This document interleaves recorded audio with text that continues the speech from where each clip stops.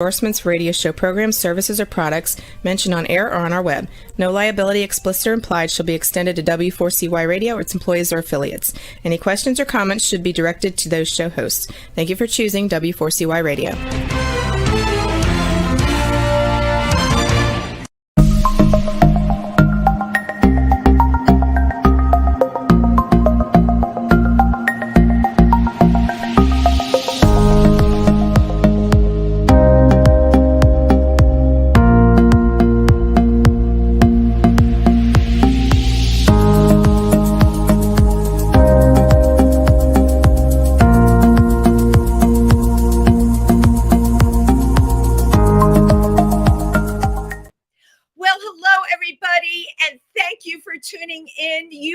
Watching and listening to Triversity Talk.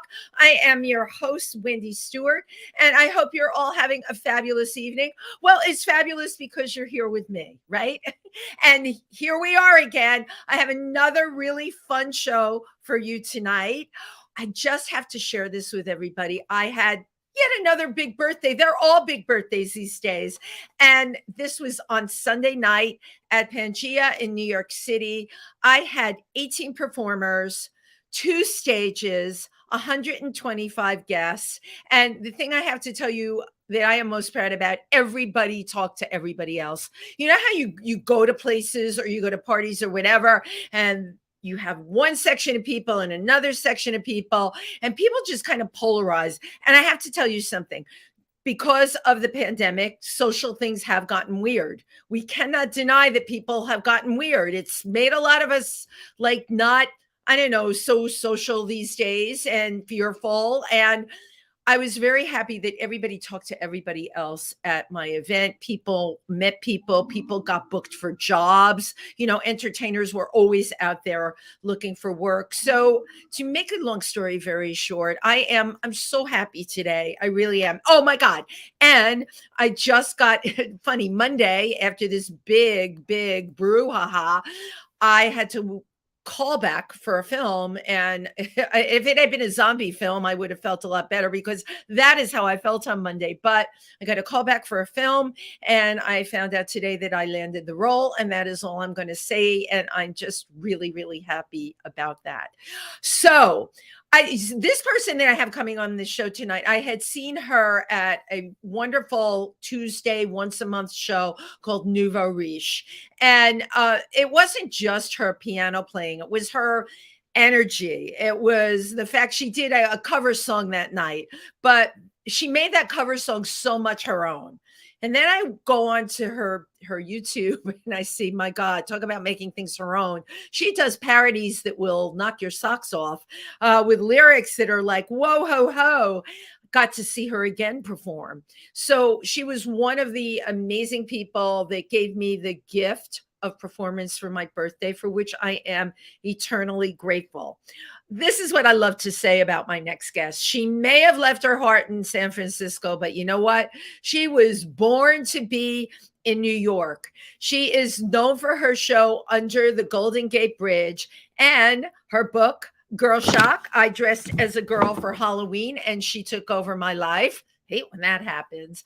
But she is brilliant, left brain, right brain, and my God, does she have stories? Without further ado, let's give a warm round of applause for Maria Konner. Hello, everybody. Hello, Wendy. Thank you so much for the intro.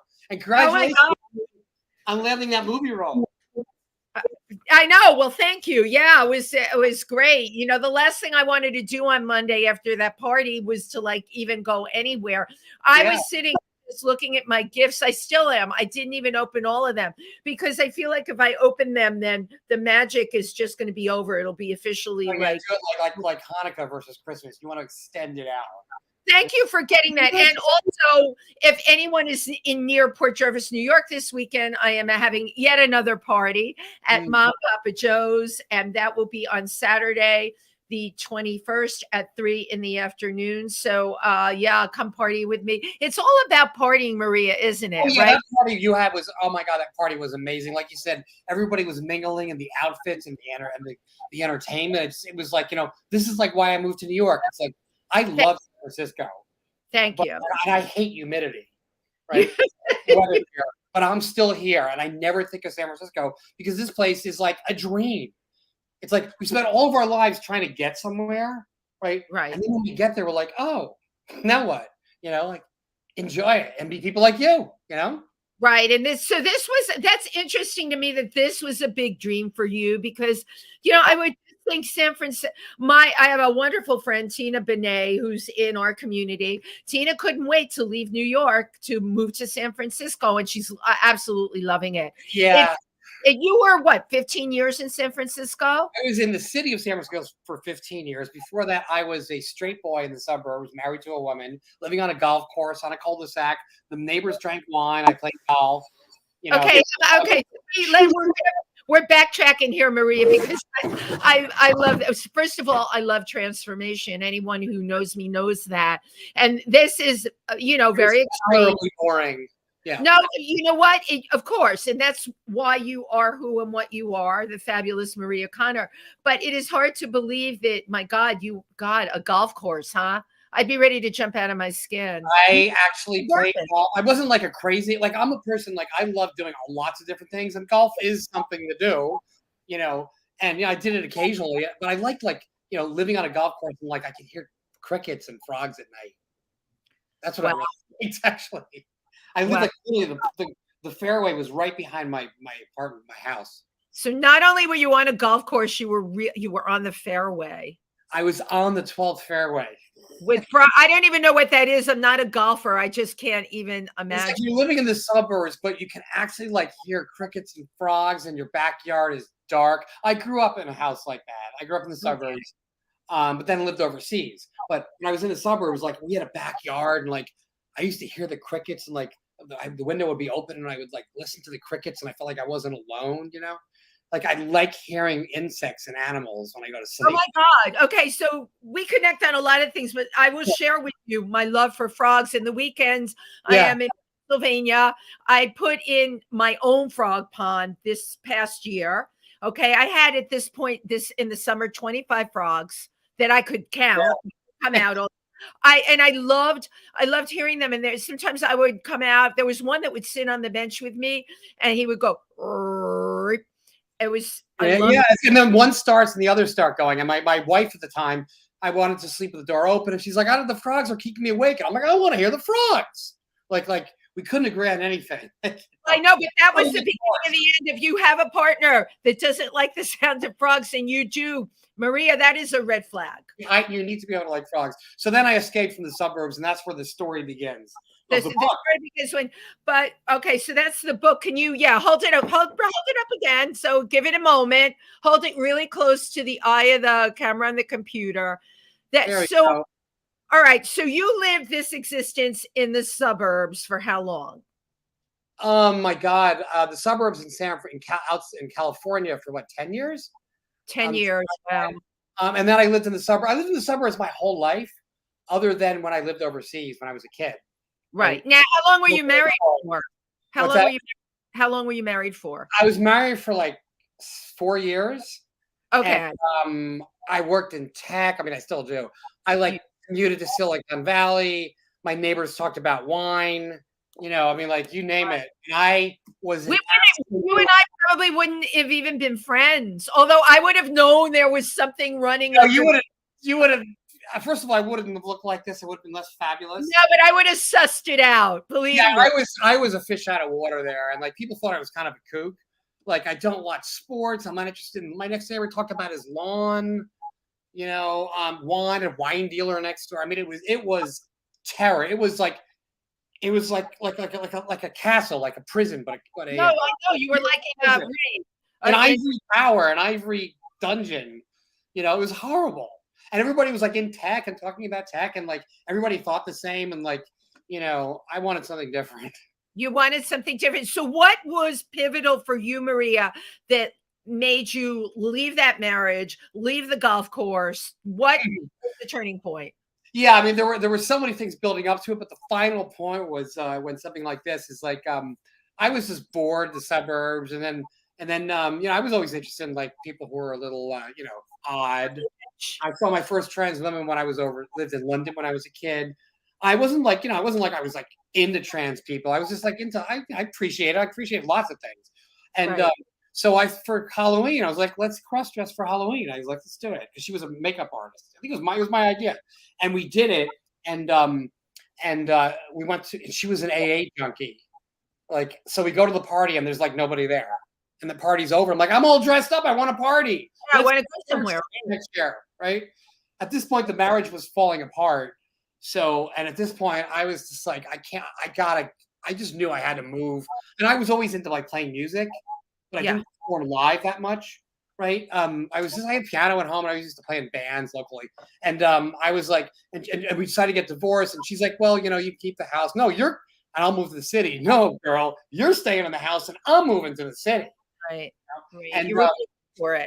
And, what happened was, when I left San Francisco, when I moved into San Francisco, I did not wait more than 1 or 2 days before I got dressed up as a girl and went to Divas, the transsexual bar that was a block away from where I moved to. Wow. From that point on, not 24 hours later, 48 minutes, I was looking at this TS world of San Francisco and I never went back. I literally did not have one sad moment because I was not going to be some sad divorced person. So you moved out of your house, because I want the whole story. You moved out of your house in the suburbs. She kept the house. You moved to San Francisco proper, the city. Yes. You had an apartment a block away from Divas, right? Which is in this book, of course. Right. And, this book, because I do want to talk about that. And the rest was a block away from the TS bar. We're not talking about any TS bar. We're talking about one of the most famous TS bars in the world. Right. In San Francisco. Yeah. Can you tell our audience what those initials stand for, Maria? Divas? No, Diva. Yeah, Divas. You said TS bar. Oh, TS. Sorry. A transsexual. Okay. Thank you. So, I'm always trying to, share and educate for people. Yeah. Just remember, don't let anybody tell you there's any definitive, that a certain term means a definitive thing. These are all guidelines. Absolutely. So you, and that was what, 15 years of your life in San Francisco? That was 15 years of my life. Wow. And, once I started doing that, it was just like, next thing you know, since I'm a pianist, somebody pulled me up to the piano. I mean, they have to pull very hard. At Martuni's, the big piano bar in San Francisco.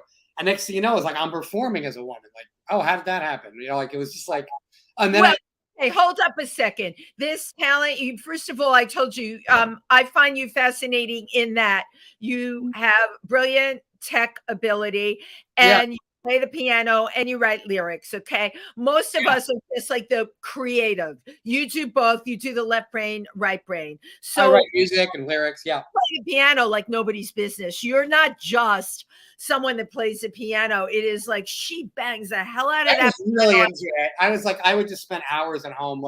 I've always had a piano. Like, to me, not having a piano is like not having a toilet. Wow. Like, if you're feeling upset, like, where's the piano? I mean, I felt upset. I went and played the piano. I mean, like, I'm not going to drink. I'm going to play. Like, I can't even conceive of how you could not have a piano at home. It's like not having a toilet. Right. Well, for you, right. It's like, it's a lifeline. So you grew up, you grew up all over, actually. You were born in New Jersey. I was born just outside New York City in Livingston, New Jersey. Let's see, famous people from my hometown: Chris Christie, Chelsea Handler, Jason Alexander from my hometown. I went to Chelsea Handler's sister. We went to the same elementary school. Okay. Anyway, so I grew up there, but my father was in the travel business, and we started off. We started off living in London for extended periods of time. He lived overseas most of the time. I joined him, so we spent a lot of time in London, traveled around the UK, and then eventually started running safaris in East Africa. I've spent time, of course, a lot of time in Africa. That's very cool. It was amazing. And he ran the safari, so like I was going on hot air balloon rides, flying on these little airplanes, meeting people from all over the world. And he ran gay tours. He ran, tours for Saudi Arabia. So, famous actors, Jack Lemmon, Michael Crichton, National Geographic. I mean, he just loved anybody who was weird. He was like, your dad really ran what we would call high-end tours. Can you say the name of the travel company? Well, back then it was called Park East Tours, which is no longer around. Okay. Then he joined Abercrombie and Kent, which is Yeah, actually yeah. This is all high-end luxury he travel. spent a lot of time working with them, and then he went out on his own again, and he was that kind of thing. Yeah. And so I met Alice Abercrombie and Kent, the guy who owned it, whatever his name was. So we would travel around as VIPs. I was flying in the 747s when they had lounges, sleeping on the couch. I remember that you were a little kid when this was happening. Yeah, I was like 10, 11, 12. Wow. And I saw my first transvestite in London. Like I met all these like strange, interesting people. I saw gay tours. It was like everywhere. Like and people were really into science and nature. Had a lot of people on the show that transitioned later in life, but always knew when they were young, like your age, like Ted, like you said, you saw your first transgender person. You were 10 years old, but I've had a lot of people on that identified. Okay. Transgender from the time they were really young. They just knew. Did that happen for you, or it was something that you came upon? I would say yes and no. First of all, certainly not in the same sense that other girls. I didn't feel like I was transgendered. What I felt like when I saw that transgender woman, transgender people, was I loved the fact that they were doing what they wanted to do. I was telling everybody to go fuck themselves. Right? That's what I saw. Fuck them. And even my mother's like, yeah, look at the transgender woman. My father was like, I think she looked great. Good for her. He was like, and I'm like, fuck them. Yeah. Just her attitude, the way she carried herself. I totally got it. You got it. Hated what American culture was. Right. Where I grew up. I'm not saying I hate American culture. I hated the town I grew up with. You don't like what's conventional. You're not a conventional person. Being programmed and being told what boys do, what girls do, being so focused on money. It was like half Jewish, half Italian. I'm Jewish. The mob boss lives in my town. I was in a band with the mob boss's son. I mean, it was just that whole thing was so gross to me. The fact that people who were like alternative, like somebody was trans, like they were doing their own thing. And I was like, yeah. So that part I absolutely knew. I didn't feel like I was trans. I thought to me, it was kind of a lark. Like I would do it just to see what it was like, just to like rub my nose with other people. Right. But I didn't really feel trans. That came later. Okay. How old were you when it came? How old were you when you started to feel that way? When I started really feeling trans? The moment I got divorced. Well, the thing is, it was really a process. Because, well, not really. It was probably sometime after that. So let's just say that I was in my late 30s, early 40s when I got divorced, which means early 40s. And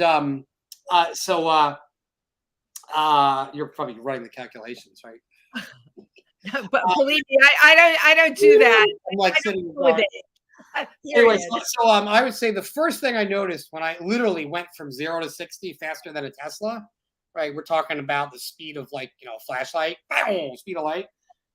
I remember I was always kind of a performer. You didn't know that. I was kind of a performer in a way. I just didn't do it on stage. I produced plays at Carnegie Mellon where I went to business school. I saw that you went to CMU. My niece went there. I know so many people that went there. I went to business school, but I spent a lot of my time at the College of Fine Arts. Ah, okay. Producing shows. Yeah, it's like. Well, there it was, Yeah, well, the thing is, I was actually the valedictorian of Carnegie Mellon Business School, MBA, and at the same time, I was producing shows over at the College of Fine Arts because that's what I really wanted to do, And to me, it wasn't just like making comedy shows; it was making shows that had like were poignant, which had a point, Right. I was in band, so I was always like, I was a public speaker. I was a lobbyist, I read your resume and I printed out what you sent me. It came to like 7 pages on my printer. It is really fascinating because you are good at everything you do. Let us even say great. And the fact that you were Carnegie valedictorian. Yeah. Did anyone ever say that you were incredibly gifted when you were in school? They did, yeah. And it was like, to me, it was like I learned stuff easily, right? But I also, I thought a lot of it was just my attitude, really. I knew what was noise and what wasn't. I can smell bullshit from a mile away. Yeah, I have that trait too, right? Brainwashing going on, like, I'm going to show you a picture. The brainwashing going on to American children, programming us to act this way or that way was so blatantly obvious to me. Right. I mean, it was like, duh. And I actually wrote about it in my book. Let me see this here. Oh, you have the pictures of the brain. Wow. This is the monoculture virus brainwashing the little children. So who did these illustrations? A guy named Diego Sandoval. So what I did was I sketched these out. I wasn't nearly good at this, but I sketched the ideas. Right? Here you go. Wow. So, I love working with comic book people. So this is the introduction to my book. And you can see where I wanted to make people realize that I wasn't making fun of American culture. I was only making fun of the town I grew up in. I'm not saying, right. So he just said, oh yeah, it's like 100, there's 500 white people in my high school class and 2 black people. That pretty much says it. I grew up in a white neighborhood, right? And, you had this evil virus, was attacking us. So there was just a way, I just perceived it. I could tell that, what politicians said, what Americans, what was on TV. I just knew it was bullshit. And it's so funny that Chris Christie came from your town. I went to high school with his younger brother. Yeah. Oh my God. Like epitome of a lot of the things that you're talking about. Yeah. And so I instantly knew, like I would look at something and I would say, well, that doesn't matter. That doesn't matter. This person's trying to bullshit me. Everything I ever did, I saw from a very creative perspective, right brain, left brain, and so sure, I was smart and everything, but I think I really do think a lot of it has to do with being trans. Honestly. Well, no, I got to tell you, you are really onto something here. And again, I'm not a scientist, I'm not an educator, but I found some incredibly brilliant, and the same thing, the left brain, the right brain thing, which really fascinates me, and people that are trans. And I don't know what that is. Maybe you know more than I do. So let me finish my story, and then you'll understand what I mean by trans. So trans is just a word, right? Right. So one thing so when I started going out, so to get back to the story, so when I first moved to San Francisco, did I feel like I was trans when I was out there? No, I was just having a fucking great time. To me, I was in a costume. It didn't, it was sexy. I was pretty, straight guy dresses up as a girl, looks sexy, at first it was just, I just was acting. I wasn't, I was character acting, meaning I was finding the woman inside of me. Because I was naturally very flamboyant anyway. My father was kind of a dandy, right? I think he was straight. Pretty sure. It's funny. I got that impression when you were talking about your dad, but I loved his attitude towards life. He just loved. He would go to the weirdest person in the room and start talking to them, right? So to me, at first it was just this thing. I'm just having fun. It wasn't like there was no identity there. I have this power of performing. I like doing this, and then I started realizing it. I started opening up all these doors.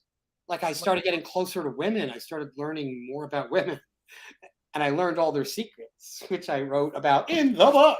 They're in the book. And some of these even women either don't understand or they would argue with me because it makes them look bad. But you know something? We all have dark sides. So to me, the whole attitude I wrote about was the dark side. There's this whole side of you you're not trying to show. And I'm like, no, I mean, that's the source of all your problems. If you're trying to cover something that you are or you're afraid of it, you cannot blossom. You know what I mean? Literally. And it was What were some of the secrets? Can you talk about some of the now you've got me transfixed. Can you talk about some of the secrets you uncovered?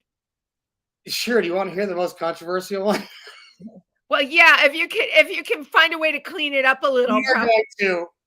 You are going to hate me for that. I don't even know if I should even give you the number one, but let me do it. Let me just do it. I'll tell you the best story then.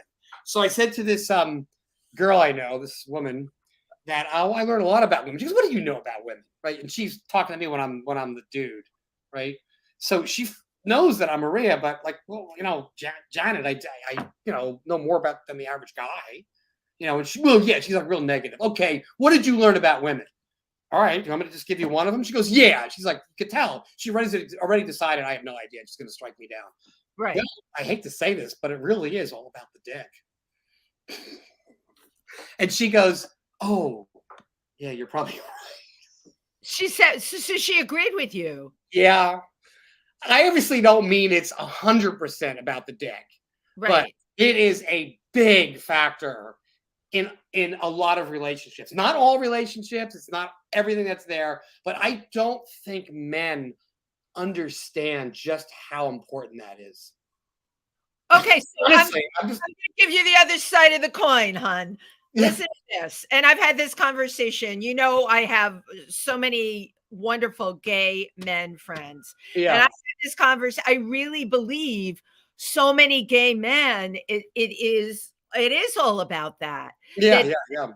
And even, and I'm going to defend women right here, much more so than women. Much more so than women. Yeah.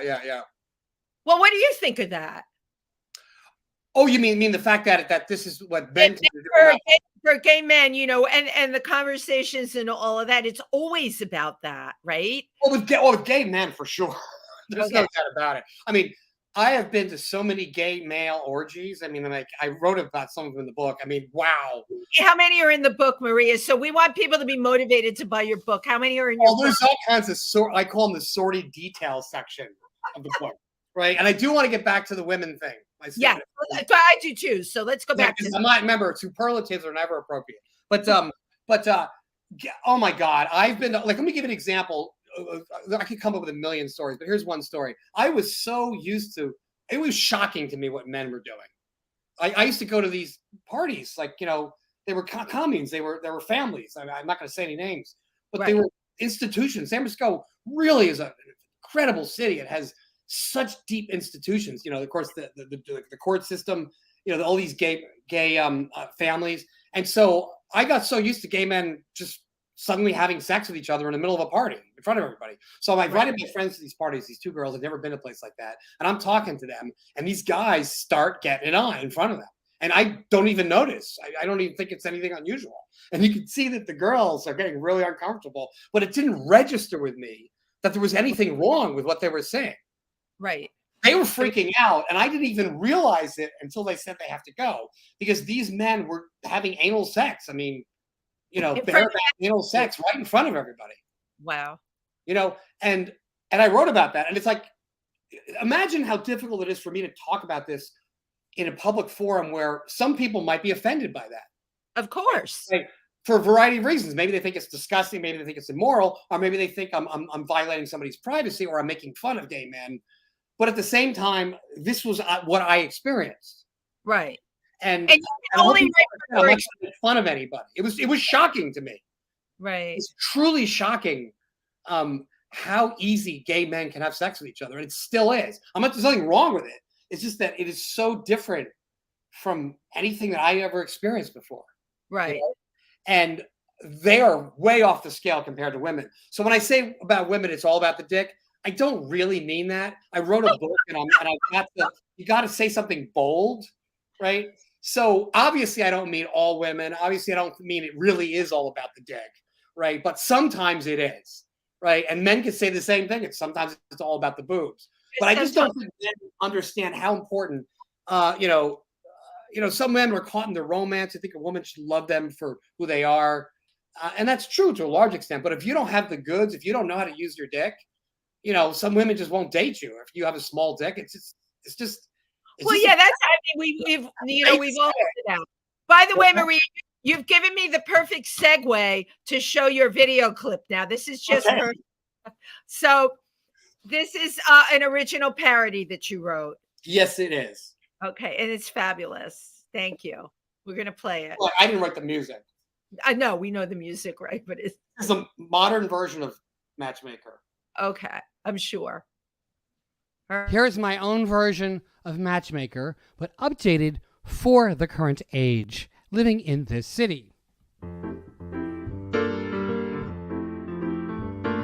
Tinder and Grindr, make me a match. Find me a cock, I'll get me some snatch. Night after night, I'm surfing porn, but I just want some flesh that's warm. Adult friend finder, I'll bring the whip. You'll have the swing, make sure there's a grip.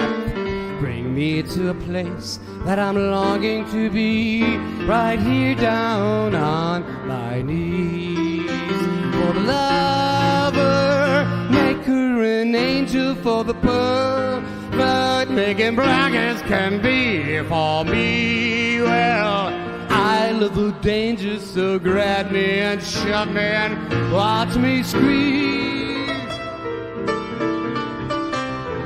Tea estates, make me a match, find me some love, or just hit me a scratch.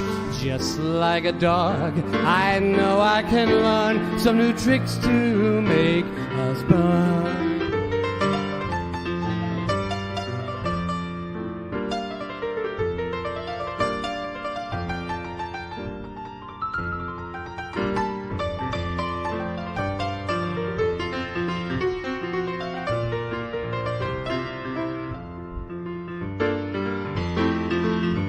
For the lover, make her an angel. For the pervert, make him black as can be. For me, well, I love the danger, so grab me and shove me and watch me screaming. Tinder and grinder, make me a match. Find me a cock, I'll just get me some snatch. Sitting at home is no way to find love. So send me a stud and give me some bud and find me a fine of my own, and find me a love or a girl of my own.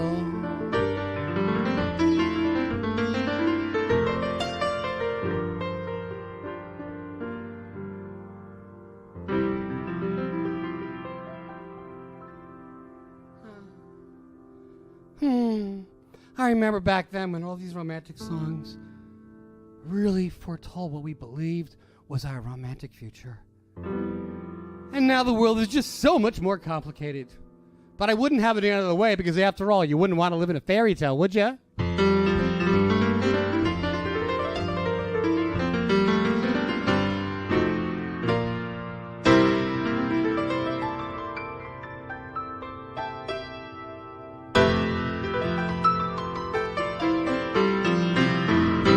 Love that Chicago ending.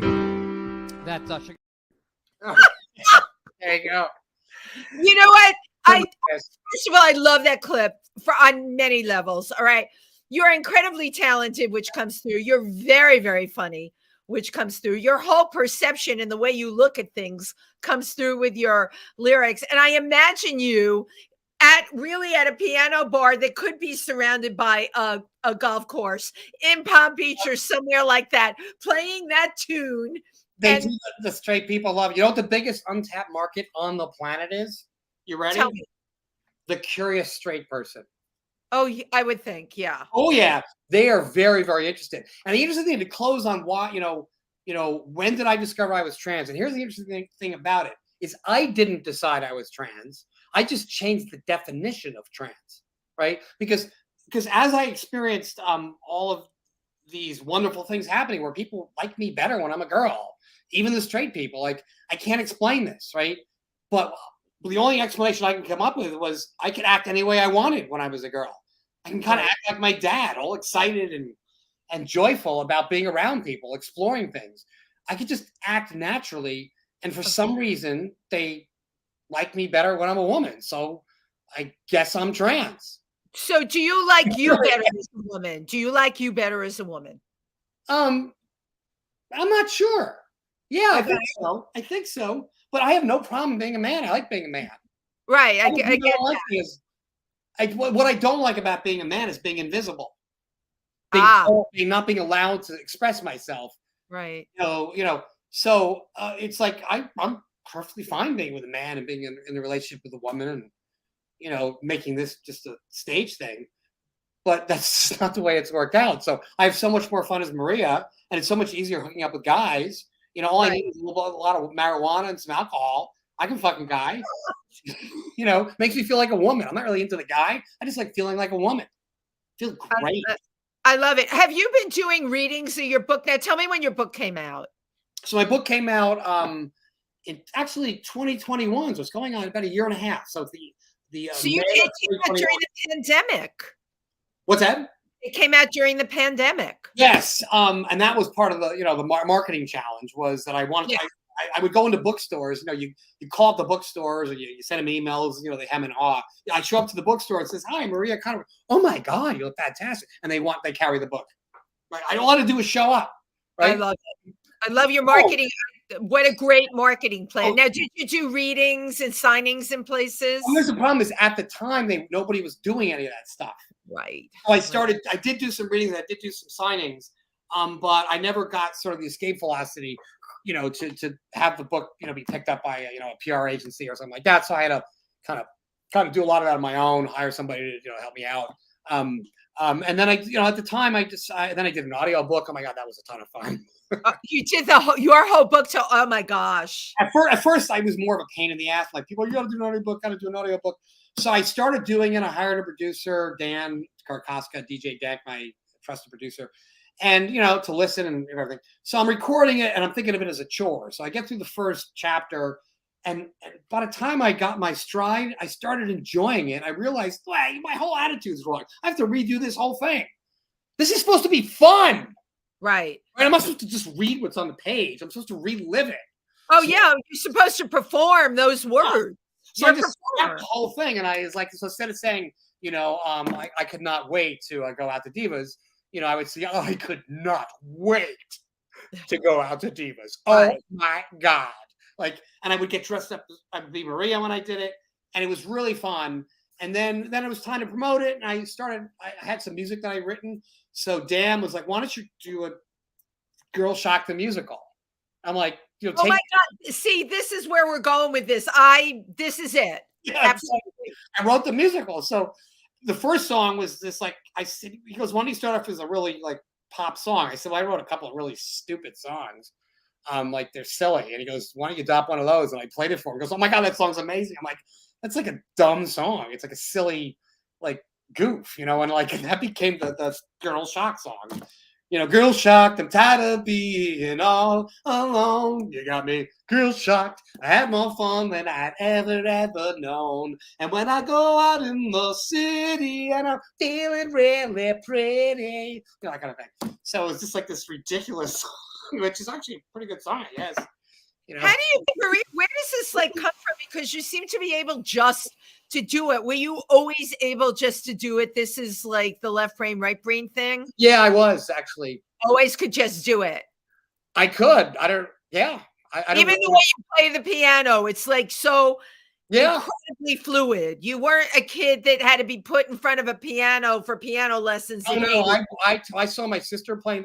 I remember going up to our grand piano. We had a beautiful grand piano in the house, which I still have. That's the you one. Do. How fabulous. Steinway M that Ben Meisner, my mother's father, bought for her in 1947. Wow. 1947 M with a fantastic left pedal. Anyway, so I didn't know what it was. I crawled up in it. I saw these hammers, and I saw my sister playing it. I saw all the music, and when I saw the music, I just had to know how to do it. It was so curious. I was like, you just knew. I can do that. So I told my mother I want to take piano lessons, and I did. And after about a year, I quit. I was just bored. Right? Of course you were. You just probably created music by yourself after that, right? You just got it and knew how to do it. I didn't know that I could. It never even occurred to me until my mother said, well, why don't you learn? Maybe you'll like the saxophone. So I literally learned how to play the saxophone in one day. I got a saxophone. The next day I was playing it at the school, Star Spangled Banner and Home on the Range, because I could read music already. Right. So I got bored with that. She goes, I'm going to try you one more time. And then she introduced me to Les Silver, my sax teacher from Livingston, New Jersey, who introduced me to the 12-bar blues and jazz. And that was it for you. And he was so animated. He was so into what he was doing. I was I'd never seen an adult that was so into what he was doing. Right. And you love that. You immediately, that was like a magnet for you. And I said, you mean I can make up my own notes? And he goes, yeah, you want to try it on the piano? You can play the piano. He taught me the 12-bar blues, and I quit the saxophone. And next thing you know, people are introducing me to Oscar Peterson. I'm listening to Steely Dan. And I was just amazed. Amazing. Create music. You could take the way you feel and you could channel it through this magnificent instrument, the Steinway. I mean, I was so lucky to have one. Yeah, you were. But you know what? I think talking to you, even if you didn't have it, you would have found another way to get something to channel that musical Yeah, ability. I would have found a guitar because when I heard the Beatles' Day Tripper, Oh I was yeah, like, I needed. Then I got a guitar. right. So I Which had how many instruments do you play? um varying shades of good and bad. My main instruments is piano and a guitar. That would be acoustic guitar, electric guitar. I can play the bass guitar, which is kind of similar. Pretty well. I'm a decent bass player. I'm not a great bass player, but I'm a good bass player. I can play the drums, although I probably at a high school level, I'm not very good. I can hold a beat. I can kind of You get can by. do all of that. I can sing, and I can play the sax, although I haven't picked it up in years. I sucked at the trumpet. Can't play that at all. Organ, of course. There's all this stuff with music with you, Maria, and it's such a passion, right? Where everything can come out through the music. How did you end up working in tech? I need to know this. That's the dude. You see, you've been talking about Maria. Remember, this book has two heads in it. Right. The book does, but I only know Maria. You're asking me about him. Yeah. Right. I was always into I loved technology. Like, think about me playing the piano. In order for me to play the piano and do what I did, I needed to learn how to read the notes and the scales. Yeah, of course. I was always I immediately picked it up. I picked up math and all that stuff so easily. So you're math oriented too, of course. I was lucky to get that. So, and I think what interested me in technology back then was the people that were interested in it were smart. I liked smart people. Yeah, you like smart. I still do. There's still, even though as much as I hate technology and I work in it today, I do like going to lunch with tech people sometimes. Well, because you can have those conversations. They are very smart, and they talk about not just Bitcoin, but the economic conditions and the financial forces, and their what's the future of society, and they love Star Trek, and they're talking about power and over decades, and I love that kind of stuff. So I always love that. I love the fact that you could write software and make it do something. It was like it is like writing a song for someone like you to be able to write software. Yeah, and it was very easy for me to do. And wow. I could make games, and I made all these goofy games in school, and people loved it. And I figured out I'll just be an engineer. And I got an engineering degree, and I worked as an engineer because it was easy. Jesus. It was really easy. It was just tedious. Right. I got to hate it after a while. It's just everybody's okay. It's all right, I did this. I'm on to something else. But you're kind of finding a balance in your life now, right? Because you're performing in New York. You've been at Birdland. Yeah. So, I really am really lucky. Just to even have the opportunity to be in New York and be around you fabulous people, it's just I could go on for hours about that. And so when I came here, I literally came here a year ago, December, just over a year. I know it's such a short amount of time, because when I first saw you at Nouveau Riche, I'm like, where has this person been hiding? Yeah, I just moved to New York in July. Wow. And, I came here just to visit a year ago, and then just had this epic week, and then playing with these amazing musicians.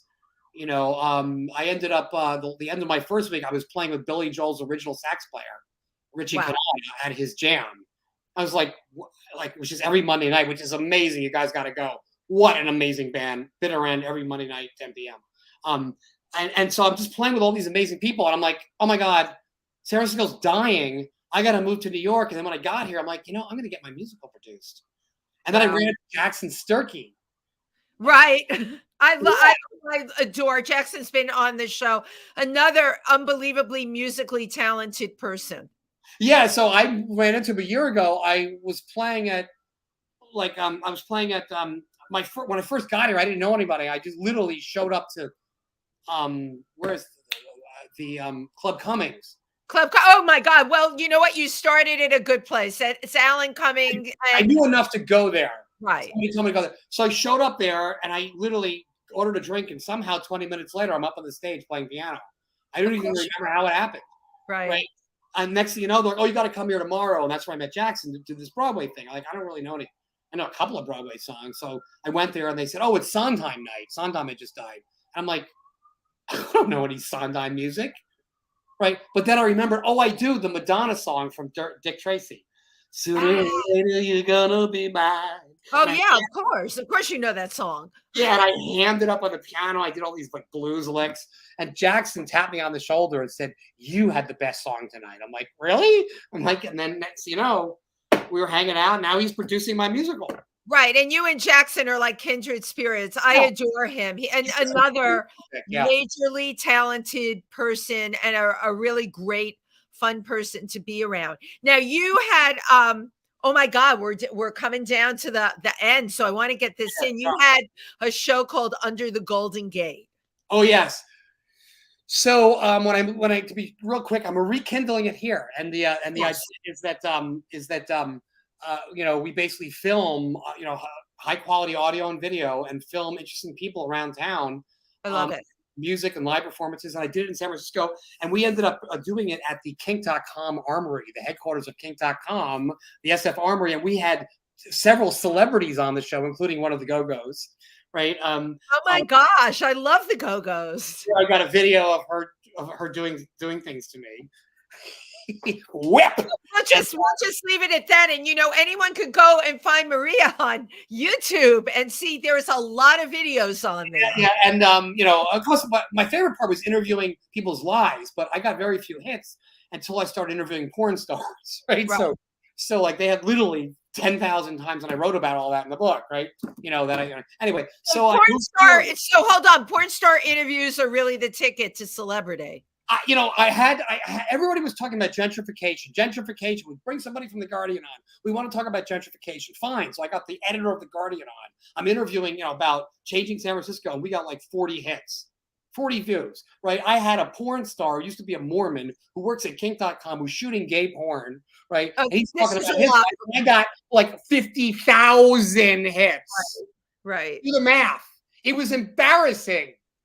Yeah. Right. And then after that, that's what people want, But the interesting thing about interviewing porn stars is I wasn't interested in hearing, believe me, I asked them about the most disgusting thing they've ever done. I'm sure that you did. I have no doubt. Oh, yeah. But I really wanted to know what their lives were like.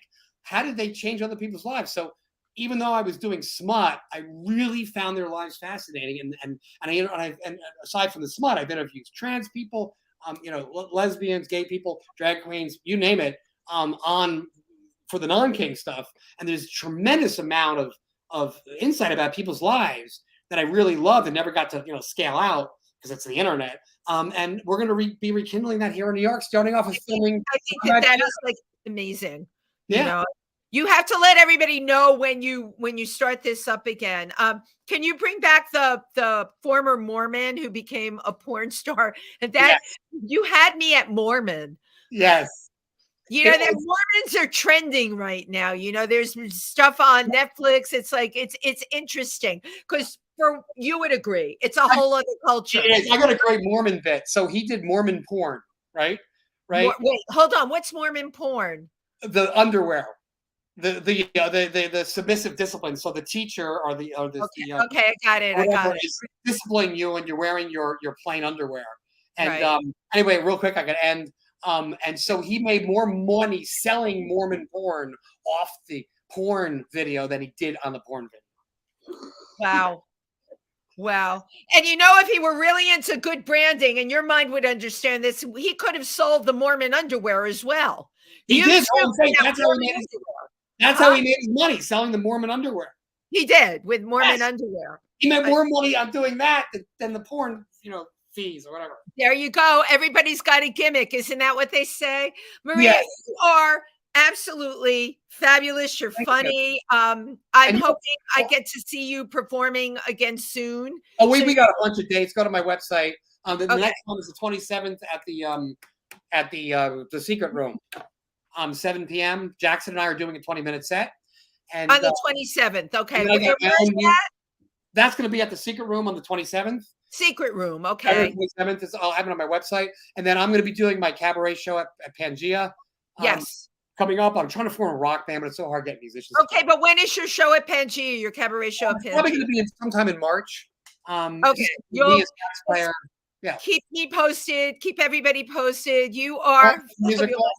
Yeah. As I was saying, how do you solve a problem like Maria? Well, you don't. You just let her be.